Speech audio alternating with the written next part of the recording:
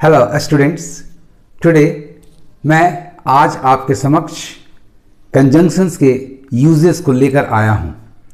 आज के कंजंक्शंस हैं and as well as, not only, dot dot dot but also, etcetera. ये सारे के सारे कंजंक्शंस एडिशन और कंटिन्यूएशन का अर्थ रखते हैं। सबसे पहले आप देखें एंड का प्रयोग, तो ये और तथा एवं का अर्थ में दो शब्दों को, दो फ्रेजेस को, दो क्लॉजेज को जोड़कर एक सेंटेंस फॉर्म करते हैं। आपके लिए एक उदाहरण मैं देता हूं। Rana is my friend, Mona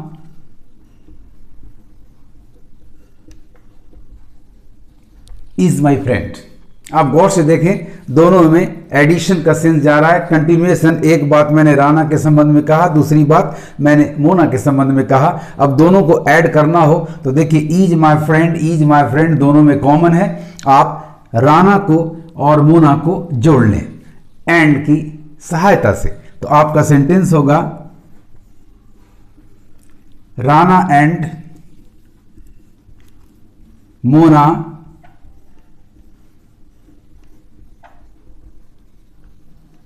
are my friends. Rana and Mona are my friends. अब थोड़ा सा ध्यान दें, आपने एक पर्सन राणा को जोड़ा और दूसरा मोना को जोड़ा, दोनों में एक ऑर्डर की कमी नजर आ रही है। अल्फाबेटिकली यदि अरेंज करते हैं तो सबसे पहले एम आना चाहिए, उसके बाद आर आना चाहिए, यानी मोना एंड राणा। ये आपका बेटर कॉम्बिनेशन होगा। सो बेटर होगा आपका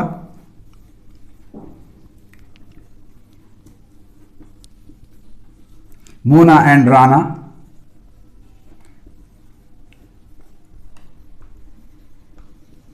आर माई फ्रेंड्स। जब भी एंड से आप शब्दों को, फ्रेजेज को जोड़ें तो एक बात का ध्यान रखना चाहिए होगा कि उनमें एक ऑर्डर होना चाहिए। यदि मान लीजिए कोई फंक्शनल ऑर्डर नहीं आ रहा हो, कोई टेक्निकल ऑर्डर नहीं आ रहा हो, तो अल्फाबेटिकल ऑर्डर में जरूर अरेंज करें।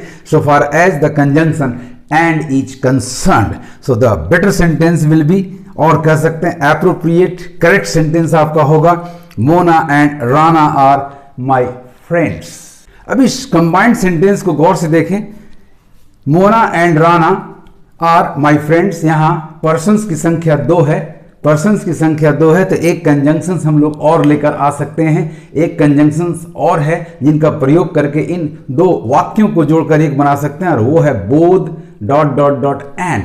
दोनों का अर्थ चूंकि संख्या 2 है तो we can do it, we can use it. तो आपका एक कॉम्बिनेशन और होगा, बोथ हमेशा फ्रंट पे रखें,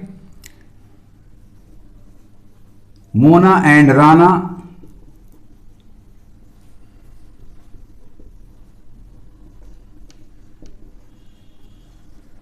आर माई फ्रेंड्स।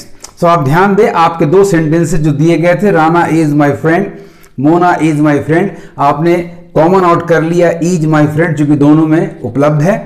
राणा और मोना को जोड़ दिया, अल्फाबेटिकली अरेंज किया, तो मोना एंड राणा आपका बेटर हुआ, एप्रोप्रिएट हुआ, कह सकते हैं करेक्ट हुआ। चूंकि पर्सन्स 2 हो गए तो अब ईच बदलकर हमारा वर्ब हो गया आर, चूंकि मोर देन वन पर्सन के लिए प्लूरल वर्ब आर का प्रयोग करते हैं प्रेजेंट टेंस में। तो एक कॉम्बिनेशन हुआ, एक सिंथेसिस हुआ आपका, Mona and Rana are my friends, और दूसरा चूंकि संख्या 2 है पर्सन्स की तो वी कैन यूज एंड के साथ बोथ का इस्तेमाल कर सकते हैं। Both dot dot dot and हमेशा अपने फ्रेज के फ्रंट पर होगा। सो हमारा अगला सेंटेंस होगा, अगला सिंथेसिस होगा, अगला कंबाइंड सेंटेंस होगा, both Mona and Rana are my friends. Copulative conjunctions में अगला कंजंक्शन आपका है एज वेल एज। ये हमेशा इसका प्रयोग तभी करें जब वन पार्ट इज स्ट्रेस्ड। यदि दो पर्सन्स को जोड़ रहे हैं, आप दो सेंटेंसेस को जोड़ रहे हैं, तो जिस पार्ट पर स्ट्रेस है उस पार्ट को एज वेल एज के बाद डालें। यदि स्ट्रेस नहीं है तो फिर एंड, संख्या 2 है तो बोथ एंड का प्रयोग करें। लेकिन यदि एक पार्ट पर स्ट्रेस्ड है तो एंड और बोथ एंड को हटाकर उसकी जगह पर आप एज वेल एज का प्रयोग करें। For instance,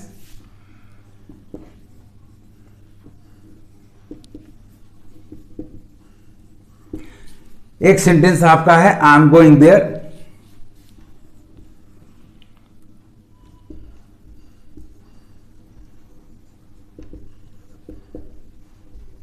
the second one is she is also going there. गौर से देखें, आपके एक पार्ट पर स्ट्रेस जा रहा है ऑल्सो से, तो यहां एंड और बोथ एंड काम नहीं कर पाएगा, आपको एज वेल एज का प्रयोग करना होगा। स्ट्रेस्ड पार्ट को एज वेल एज के बाद यानी सेकेंड प्लेस पर ही आप रखें, तो आपका सेंटेंस होगा आई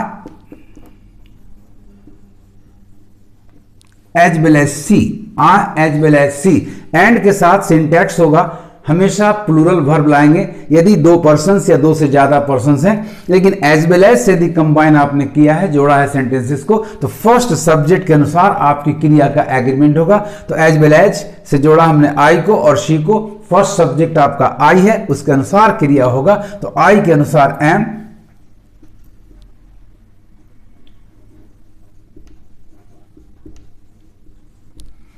तो करेक्ट कंबाइंड सेंटेंस हुआ I am going there, she is also going there. She पर स्ट्रेस है, उसे हमने एज वेल एज के बाद रखा। I as well as she am going there. इसका एक ऑल्टरनेटिव है एज वेल एज का, and dot dot dot as well, and dot dot dot as well. And के बाद आप डिफरेंट पर्सन को प्लेस करें जिस पर स्ट्रेस किया गया हो, तो आपका अगला सेंटेंस होगा इसी अर्थ में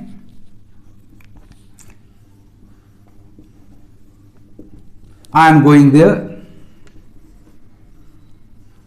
एंड डिफरेंट पर्सन जिस पर स्ट्रेस है वो सी है, उसको सी को लाइए एंड सी, और तब अंत में एज वेल पुट कर दीजिए, and C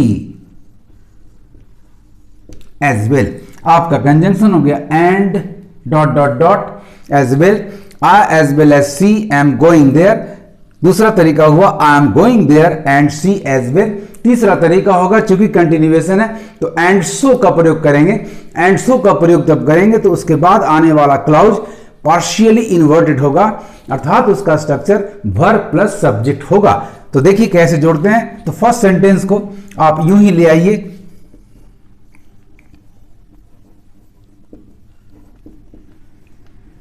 I am going there, उसके बाद एंड सो पुट कीजिए, एंड सो, और अब बचा she is also going there, इसको इन्वर्ट कर दीजिए, एंड सो इज सी, और इसे टैग के रूप में रखिए। बाकी कॉमन है, गोइंग है ही, देयर है ही, तो आपका कॉम्बिनेशन हुआ, आपका सिंथेसिस हुआ I am going there and so is she, partially inverted. आप एंड सो का प्रयोग करके एक और तरीका ला सकते हैं, और वो होगा एंड को आप हटा दें, फुल स्टॉप का प्रयोग कर दें और शो को कैपिटलाइज कर दें, यानी आपका सेंटेंस होगा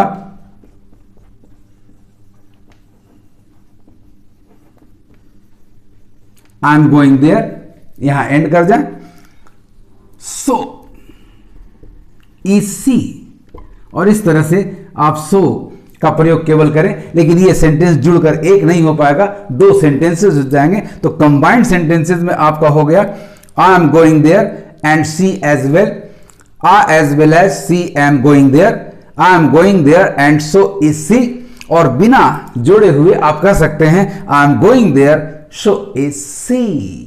स्टूडेंट्स, कॉपुलेटिव कंजंक्शंस में आपका एक कंजंक्शन और है, और वो है correlative. Not only but also, इसका प्रयोग तब करें जब दोनों पार्ट्स पर, दोनों हिस्से पर स्ट्रेस आता हो।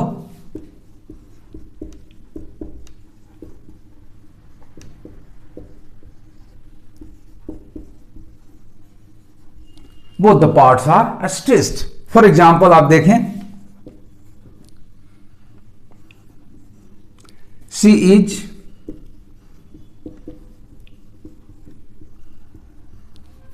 not only beautiful,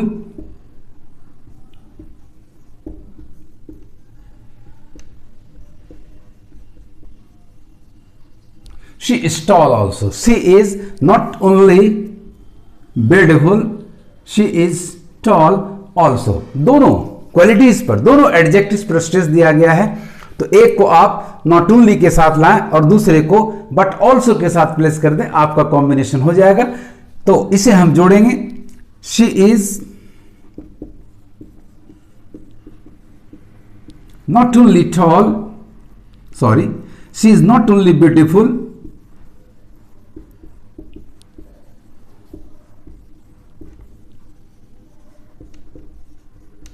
but also tall. She is not only beautiful but also tall. Not only को आप स्प्लिट नहीं कर सकते, बट ऑल्सो को आप स्प्लिट कर सकते हैं। तो आप कह सकते हैं she is not only tall beautiful but tall also. She is not only beautiful but tall also. आप इसे एक और तरीके से भी यूज कर सकते हैं, इसे दो अलग अलग फुल क्लाउजेज में लाएं। पहला क्लाउज को पार्शियली इन्वर्ट कर दें और दूसरे क्लाउज को नॉर्मल रहने दें, तो आपका सेंटेंस होगा not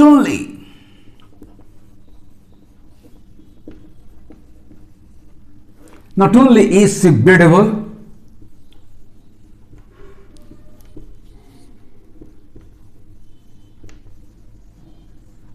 but also she is tall. Not only से एक क्लॉज लाएं पार्शियली इन्वर्सन करके, not only is she beautiful but also say दूसरे क्लॉज को प्लेस कर दे, कॉमा देकर थोड़ा पॉज दें, but also she is toll. तो नॉट ओनली बट ऑल्सो को कई तरीके से आपने प्रयोग किया। पहला नॉट ओनली से एक वर्ड एक पार्ट को लाएंगे और दूसरा बट ऑल्सो से दूसरे पार्ट को लाएंगे। बट ऑल्सो को हम स्प्लिट कर सकते हैं, नॉट ओनली को स्प्लिट नहीं किया जा सकता। दूसरा हो गया कि आप चाहें तो नॉट ओनली और बट ऑल्सो से दो फुल क्लॉजेज को without omission, without taking the same words away आप इसे जोड़ सकते हैं। तो पहला क्लॉज आपका नॉट ओनली से होगा और दूसरा क्लॉज बट ऑल्सो से होगा। नॉट ओनली वाला क्लॉज पार्शियली इन्वर्टेड होगा। पार्शियली इन्वर्टेड का मतलब होता है सब्जेक्ट प्लस वर्ब की जगह आप वर्ब प्लस सब्जेक्ट लाएं, तो आपके सेंटेंसेस हो गए students. She is not only tall, not only beautiful, she is tall also को जोड़ा आपने। She is not only beautiful but also tall. दूसरा तरीका बट ऑल्सो को स्प्लिट करके she is not only beautiful but tall also. तीसरा inversion करके आपने किया, फुल क्लॉजेस को लेकर आप आए, not only is she beautiful but also she is tall. इस तरह से स्टूडेंट्स आप कॉपुलेटिव कंजंक्शंस का प्रयोग करके दो वाक्य को बड़ी आसानी से जोड़ सकते हैं और अपने स्पीच को, अपनी राइटिंग को इंप्रेसिव बना सकते हैं। आज इतना ही। Best of luck. Thank you for watching my video.